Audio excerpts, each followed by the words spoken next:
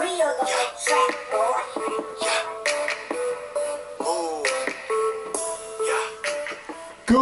evening, everyone. Welcome back once again to Vicious Rants. And of course, I'm your host, your YouTube messiah, and often imitated, never duplicated superstar Tim Vicious. And we're going to be going over SummerSlam and doing a recap on the Fallout, Raw, and the SmackDown. Now, I know a lot of y'all are thinking, well, this show's a little late today. Also, come to think of it, you're still doing this show. Well, one, yes, because I'm a glutton for punishment, and two, you know, like I said, you know, gotta cover the not the go homes, the fallouts. So next week there will not be a SmackDown rewind, and it will go on, and get my damn words jumbled. Sorry, folks. And we will be going back to the normal schedule right after Raw. We go and start shooting on this.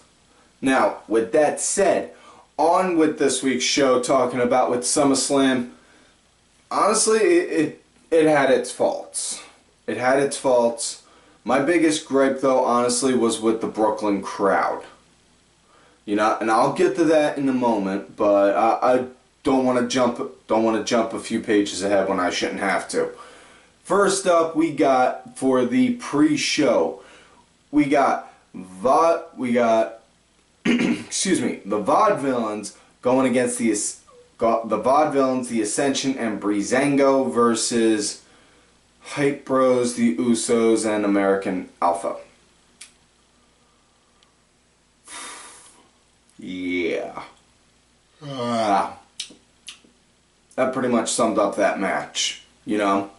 It's sad right now because you look at it, that's pretty much literally the entire SmackDown tag team roster.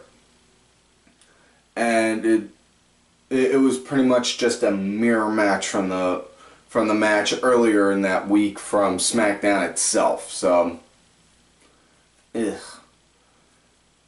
match wound up coming to an end when American Alpha wound up when Jordan went to go tag in Gable, and then Gable unknowingly got a blind tag from Uso 2, and after Alpha hit their finisher, Uso 2 went up and then down with the body splash. So their team got the win.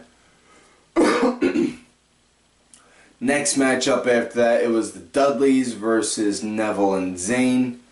And Neville and Zayn, they were starting off pretty good. I like this idea of having them be just a random team because, you know, they already obviously got history with each other on the indies with El Generico and Pac, but, you know, I'm just saying, it's a good idea, you know, if you ever want to put together a tag team like that just on the fly, say, alright, we're going to have these two go in, try and go after the tag titles for a minute. There's your guys. You know? I mean, Dudleys, they started to pick up some momentum as the match went on, but yeah, it's Neville and Zayn, they wound up winning. Yeah, Sami, he caught the hell of a kick. He caught the hell of a kick on the Devon, and then Neville hit the red arrow on him. And it should be noted, that Monday night, the Dudleys came on out, said 1 year ago they came back, and that was the truth. And sadly, they announced that they're done. So, to 20-plus years, to 20-something years of being one of the best tag teams in the world, here's to you guys.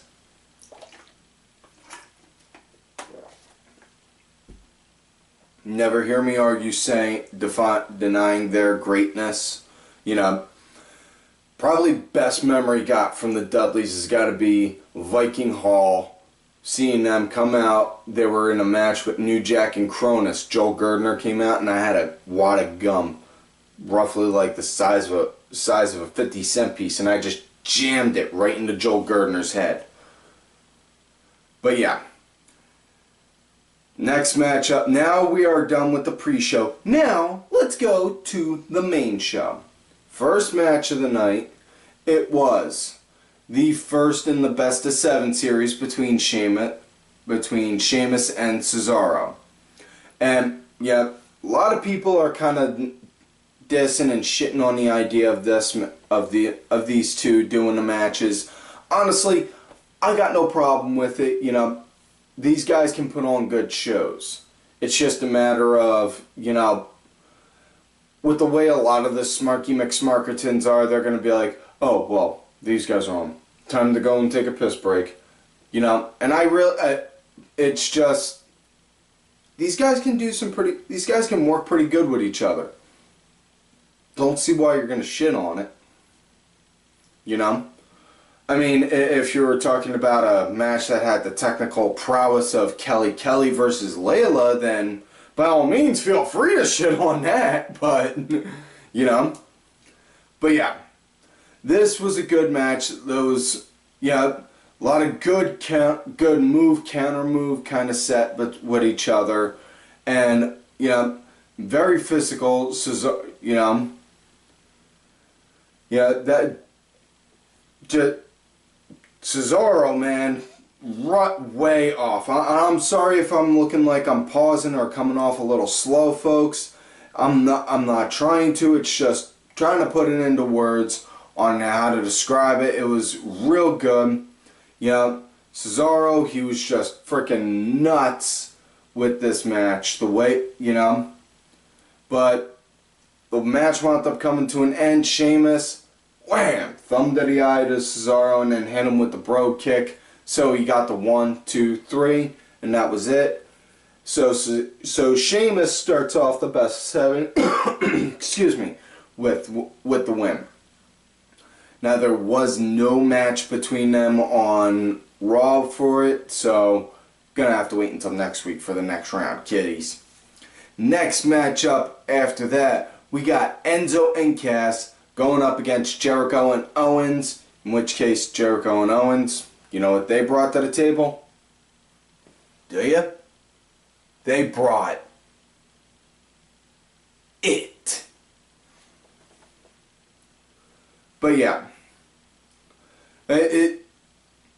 this was, you know, I like this match. Had a nice amount of action from both teams, you know, straight from the top. Yeah, what I mean by that is, you know, seeing good quick tags back and forth between both teams, you know, for a minute. And not only that, Jericho, like I said before, he's one of those kind of guys that'll go out there and willingly go and take a million losses to help put someone over. And aside from that, the freaking chemistry Jericho has with Owens is pure freaking gold, man. No lie, it is fucking gold. You look at some of their promos that they've done, especially with earlier in the show, Jericho saying, I do have a certification in being a G. Kev, show them. I don't have it. What do you mean you don't have it? I'm left it in catering. What? I worked hard to get that. I know, I didn't mean to. Alright. And then they just kept going. But yeah, their chemistry is just pure gold with that. Yeah, it's their promo work. Not only that, their ring work with each other is good. They both complement each other a lot. You know?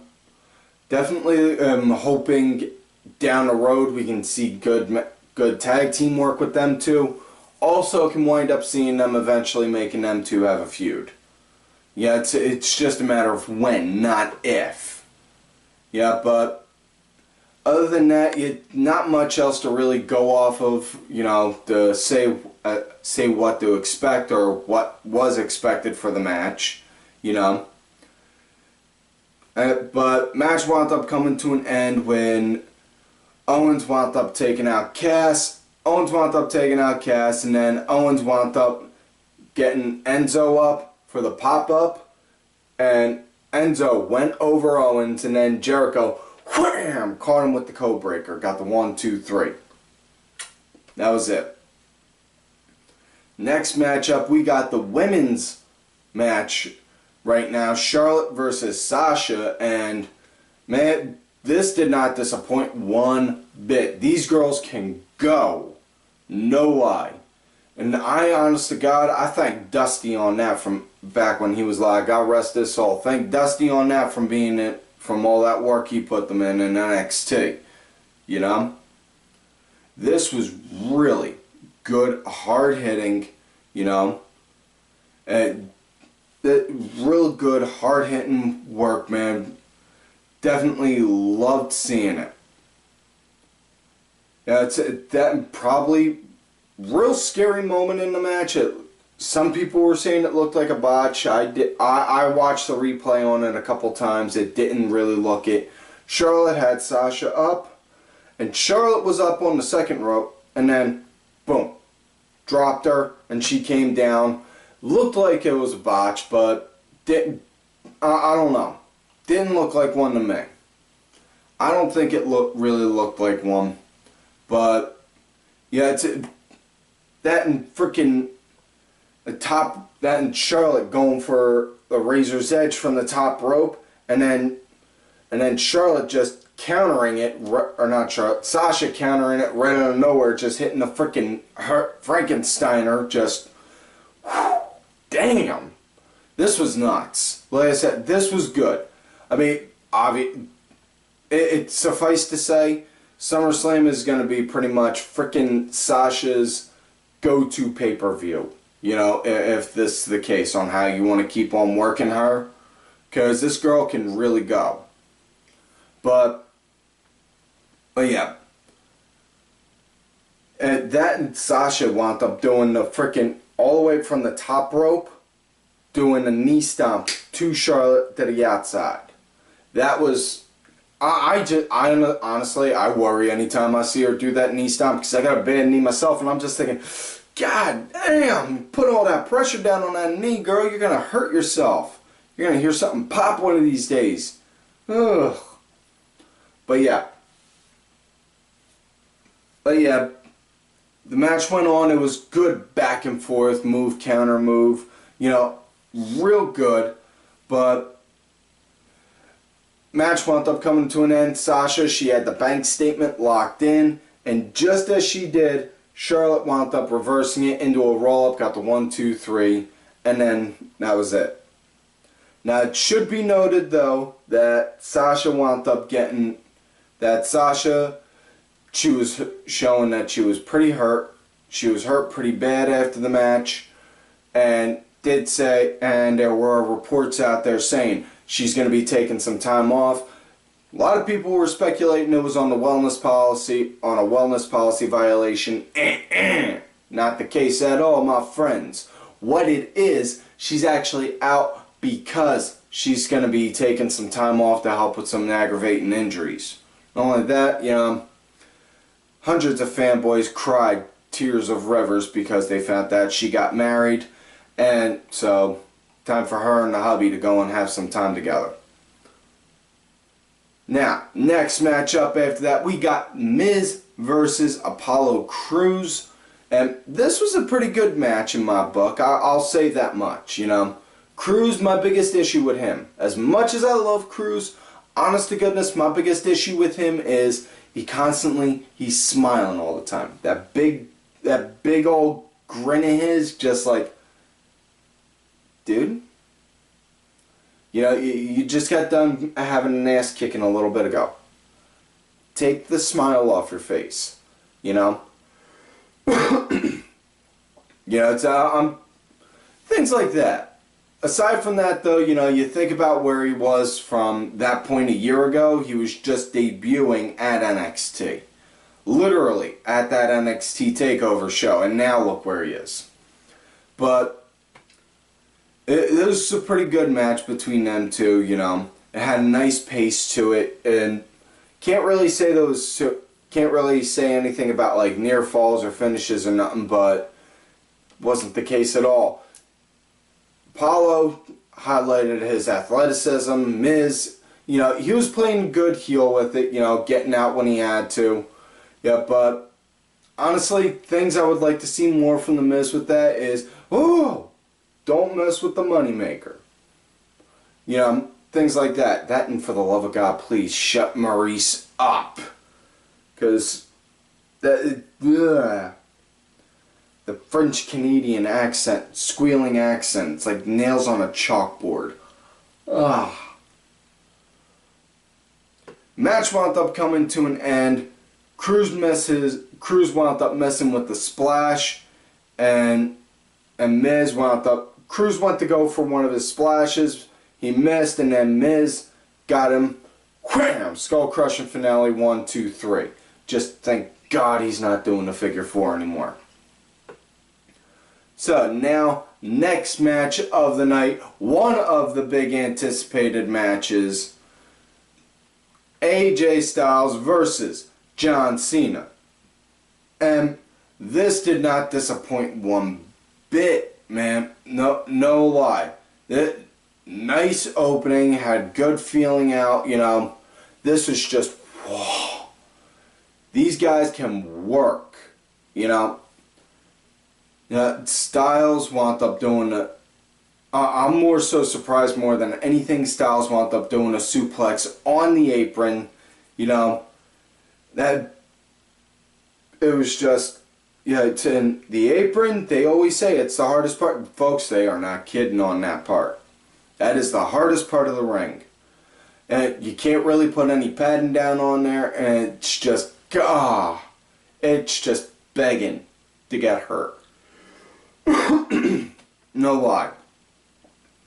But yeah, it's a lot of good near falls with each other. Yeah, Styles wound up hitting the Styles Clash on him once or twice. 1, 2, kick out. Cena AA 1, 2, kick out. Styles with the calf cut. Styles with the calf killer. You know, Cena, he stayed in it for a good minute. Just, it didn't go on him. Did not stick. He wound up eventually getting to the rope. And that, and freaking the biggest shock of the night when that match had to be Cena. Everyone knows Cena with the super AA from the top rope. He had him up. Wham! Hit him with the super AA. 1, 2, kick out. And Cena just backed up like...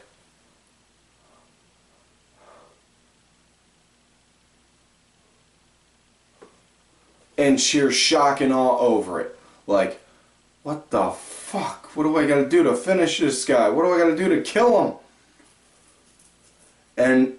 But yeah. After the Super AA Styles, he wound up catching his breath, hit Cena with the Styles Clash again, and then went to the outside and wham! Phenomenal forearm, got the 1, 2, 3, and that was it. So Styles won, and not only did he win, he won clean. You know, everyone was speculating, a lot of people were speculating saying, well, since Gallows and Anderson are going to be there at SummerSlam, they could wind up running some interference, or Styles could wind up doing a chair shot or something to cheat. But he won clean in a big time feud with John Cena. I want you to take a moment and think about that and let that process. Okay, that's a big thing. Which leads to, on SmackDown, they wound up saying that Styles is now going to be the #1 contender against Dean Ambrose, which, fuck me, I just gave away spoilers. Sorry about that, kiddies. But yeah, next matchup is New Day versus Gallows and Anderson with the club. In which case, Doctor. Oh, okay, before we start getting into that again. Yep, this New Day dominating this is a nice tag match. New Day dominated the good first half of the match. And then the club, they started to take control right when they start, you know, once they were starting to show, once New Day started to slow their pace down some, you know. Aside from that, also they had Jon Stewart come out, you know, which everyone was like, oh, Jon Stewart, remember what you did last year. And Stewart came out to take up Big E's spot for it, doing the, oh, Brooklyn! But yeah, after that, but this match, it was good. It was good. I could see them doing another one down the road. This gut is definitely saying that we're going to wind up getting another rematch coming up between these guys, most likely at Night of Champions. Excuse me. You know? And match wound up coming to an end, though, in a very weird way. You know, much like in all tag matches, eventually it breaks down, both teams get in there and everyone goes at it with each other. They did, and then just as Gallows and Anderson hit the Magic Killer on Kofi, Jon Stewart comes in, goes to stop him, and says, oh, guys, don't hurt me, look, see? And then they knock Stewart down, they're getting ready to give Stewart a Nutcracker Sweet. And then, just as they're about to, New Day's music plays and Big E comes running out like a bat out of hell, beats the shit out of Gallows and Anderson, hits them both with some big-time belly-to-bellies. So, Club wins by DQ. Hence why, like I said, see another match with these guys down the road, and then they just stand there tall. And on Monday night, they wound up doing a rematch with Big E versus Carl Anderson, which just helped further prove that point. You know, and next matchup, it was the one I fucked up and spoiled on. Again, I am sorry about that, folks. I normally don't do that. That's not like me one bit. I swear this has never happened before, which is a line most men typically say to their girlfriends. Dolph Ziggler versus Dean Ambrose match. Ambrose, you know, on how the match started out, Ambrose, he was slowly, and I mean at a very slow, methodical kind of pace, was like picking up momentum, but was digging the hell out of the way he was kept taunting Ziggler. When he would have him down on the ground in a resting hold, he would go and do, yeah, like putting his arms up like Ziggler, like being cocky and showing off, you know, because that's supposed to be what Ziggler does. In which case, okay, yeah, but this was a good match between them both. You know, definitely liked it. Did not walk in there expecting Ziggler to win one bit. And I know some of y'all are thinking, well, haven't you said before Ziggler should win the title? Doesn't he deserve it? Did but the fact is, he's too concussion prone now. You know, I wouldn't be surprised if putting on a baseball cap would give him one at some point in time. You know, he just, look, don't get me wrong, Ziggler, hell of a performer, hell of a worker, can cut a promo with no problem. Guy's concussion prone though. He's had multiple ones, and he winds up getting them at the worst opportune times. You do not want somebody like that handling one of the big titles. They did that with him with the World Heavyweight title a few years back, and look what frickin' happened. He caught a kick to the head and then wound up getting concussed. Wrong shot, wrong time, and it was just bad form. You know? It's... The guy's good and he should, but he's not gonna. That's just it, plain and simple. So get off the high horses now, kiddies. Stop complaining on it. Just accept it and work with it. Now, Ambrose, like I said, obviously he won with the dirty deeds. And 1, 2, 3. That was that. And they wound up showing on SmackDown with them that they wound up doing a match with Ziggler versus Styles to see who would, if Styles won, it would be a one-on-one. If Ziggler won, it would be a triple threat for the title. Styles, again, he won, beating Ziggler. So, gonna do one-on-one with these two. And I can definitely see one hell of a match between these two going on at the SmackDown pay-per-view, which leads to another gripe. When you now that I think about it, the fact that now they're not only are they doing the regular 12 pay-per-views, they're adding 9 more. They're adding, or not 9 more. They're adding 7 more pay-per-views to it to make it a total of 19 pay-per-views within 1 calendar year. That's just screaming for disaster, because that's oversaturating the market. Seriously. You're going to oversaturate the market. It's just screaming bad idea. You know? Stick to the regular 12 and just have matches for the SmackDown and Raw shows on there. That way you could have the Raw guys meet with the SmackDown guys and be like, you know, let friends catch up, and who knows? Maybe you could even have somebody from Raw go and talk with somebody on SmackDown, make a little vignette, or, you know, like, was he just talking to... Could they be switching brands? Excuse me. Now, also, I'm sorry for this brain fart, folks, but take a step back and rewind back to the Charlotte and Sasha Banks match.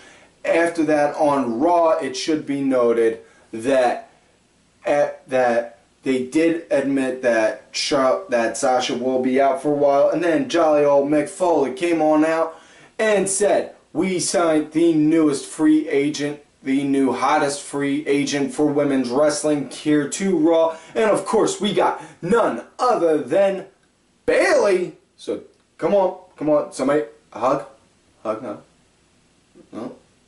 No hugs? Oh, come on! But yeah, Bayley came out, made her debut on the main roster officially that night on Raw, which was really good and really great to see, you know. Now, next matchup after the Ziggler Ambrose one, it was the 6-women tag match. It was Naomi, Carmella, and Becky Lynch versus Natalya, Alexa Bliss, and was supposed to be Eva Marie, but seeing as on how she flared up for ADD meds on a wellness policy, she's been suspended, and we get the return of Nikki Bella. So, honestly, folks, I'm just going to say it right now, the NXT girls in this match, you know, the NXT girls in this match, Carmella, Becky, and Alexa, they were pretty much just killed it with this, in this match, hands down. The other ones, they were just like, I don't know what it is. It's like the other ones are still kind of working in like that whole divas mindset. It's just,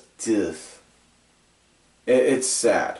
Because I honestly, you know, bring in the new change of the guard and bring it in full force. Because, yeah, it's in all honesty, Natty shouldn't be there now anymore. She's clunky.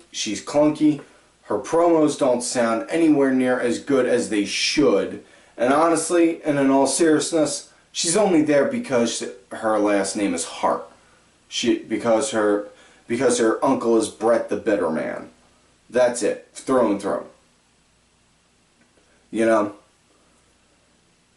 But yeah, the NXT girls were pretty much owning this match. You know, there was nothing really big from the other ones on it. They should have just had the NXT girls versus the Divas. That would have made a lot more sense but it is what it is. So fuck that shit. Match wound up coming to an end. Nikki Bella wound up getting the tag. Wound up doing like a had him up for like the Racketat and then spun it around, hit a face cutter, and that was it. Now it should be noted on SmackDown they went to go have a match with them too, and then Carmella just went full on ape shit and wound up beating the crap out of Nikki, and then that was it. And then had to have refs pull her off, and then they left, and she was just like like that.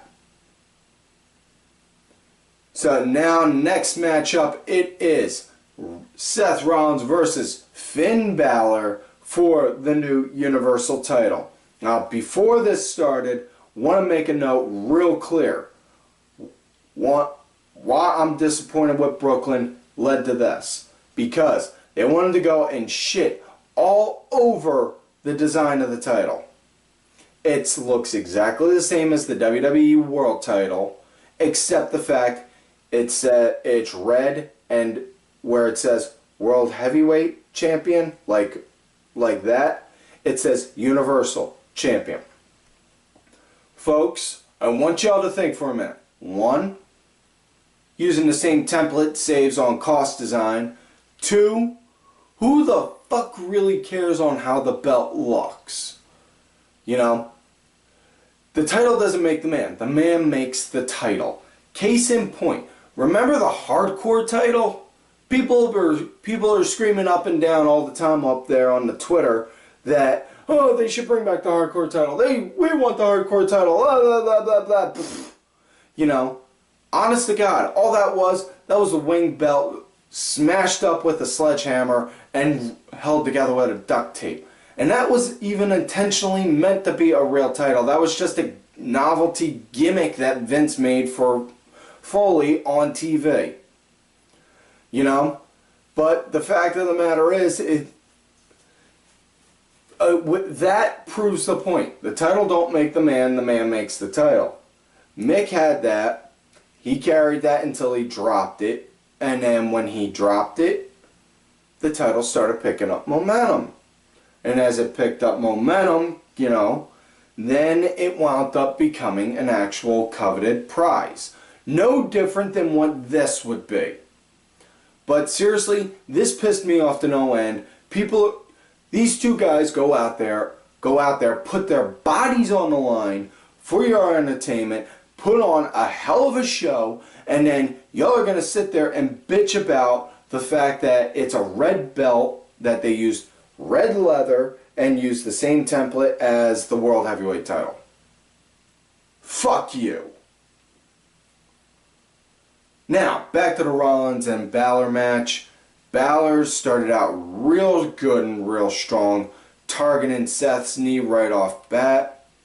It was good, nice back and forth pacing with a lot of good false finishes, but part that did happen in the match, and they did show it earlier the next day on Monday. Seth wound up having Balor up for a running power bomb outside, and power bombed him into the barricade. And it should be noted, the way Balor had his arm up and went over the barricade like that. You see on how like my arm's draped like that? Wham! Did that. Dislocated his shoulder, and when he was down, and you could see in the stills, his arm was completely out. He popped his arm out, and then his arm was dislocated, and popped it back in, and continued the match. Which just further adds fuel to what I said. They put their bodies on the line, literally getting hurt, and continue the match, and still work. You know? But this was a good match. Really liked it, and this was a hell of a welcome to Raw, welcome to the main roster type match for Finn Balor. Especially with him coming out with the Demon Balor paint. You know? Yeah, you're going to see this more often than not now with the pay-per-views, I guarantee it. Now, match wound up coming to an end. Finn, he wound up hitting the coup de grace on him, obviously, but sadly, like I said, they did announce earlier in the day that Monday with Finn, he dislocated his shoulder. Doctors will not medically clear him, and he's going to have to get repairs done on it, and he's going to be out for about 4 to 6 months. It's sad. So he had to relinquish the title that he just won, which, again, furthermore pissed me off because of the fact of that Monday when that night on Raw in the opening, he did it. All the fans doing, you deserve it, you deserve it. And yet when he won it, they were shitting on him. Now, I'm from Philadelphia, and we are some pretty fucking hypocritical fans, but seriously, no. That's not fucking right there in my book.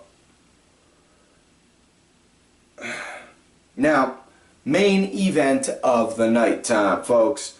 It is the big time fight that they were hyping up all non-stop. Brock Lesnar versus Randy Orton. And this, man, yeah, you know when Randy was walking to the ring, he just had to be thinking, yea, as I walk through the valley of the shadow of death, I shall fear no evil. But man, Brock was just freaking clubbing Randy. And he was just clubbing him, like throwing out his arm. Like they weren't even freaking arms on him attached to him. They were like just fucking giant billy clubs, just wham, wham, bam, clubbing him, man. And once he started up the suplex train, he went to Suplex City. Started throwing out the suplexes, and the psychology in this was good. It was Brock just being very beastly and very dominating. You know? And then Randy, right out of nowhere, hit the one RKO right on him. Back to Brock, right onto the table, which was, ooh. And because right after he did it, wham, Randy just sat up like, I got this now. And then that one, but sadly that was not the case. Because right after that, when they got back into the ring, Brock just like wound up getting like a shot of adrenaline, pumped in, was like, I live again! Wham! And just started going to town on Randy, and then he took the gloves off, literally. When the gloves come off, you start saying the Hail Marys because, whew, and then just started pounding him for massive strikes constantly to the head. Randy, it was to the point to where Randy got busted open and had a nasty one right up here in his head. You know, and the water was just, the blood was just oozing out of him like freaking water. It was the point to where the ref called it for a stoppage and declared Brock the winner. After that, Brock just kept going to town on him, and then Shane came out to go and stop him, which fully understandable because Shane's, you know, that Randy at SmackDown, that's his big piece. That's his big paycheck. And Shane just, it's like, whoa, don't. Let him go, let him go. Then Brock picked him up, whoom, F5'd him, and Paul's just like, what have you done? And a lot of people are shitting on the idea of Shane versus Brock. I don't like the idea either, folks. But obviously, you could see the writing on the wall, and you know they're going to set something up for that at some point in time. You know? Now, that's it for this week's show, folks. So, please, do not forget to like the video, subscribe to the channel, go back, watch some of the other shows. Look for me on Twitter at TimVicious. Make sure you also look for my other account, Tim_Vicious. I'm also out there on that Facebook gimmick, Tim Ash. And, folks, do not forget to follow all of these cool ass cats right here on the Twitter. Axel Mulligan, Sunday Segway, Simply Sabrina. I would say WWE Grandpa, but he did change his name back to Cranky Asshole. Aaron_Deborah, my executive producer, who did provide the music for this week's show, Mr. Oliver Ben. His music's out there on iTunes, Spotify, Xbox Gold, and such. Make sure you all check that out, as well as my client, Bronx Bitch Forever. And folks, like I always tell y'all, you love me great, you hate me. This is where we're going. Fuck you. This is what we're doing. Road to